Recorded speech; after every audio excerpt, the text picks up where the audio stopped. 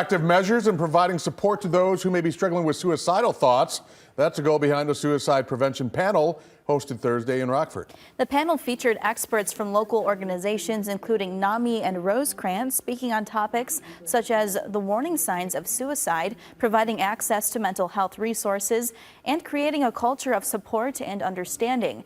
At the end of the panel, attendees were given a safety plan to better prepare to help those in their lives who may have suicidal thoughts.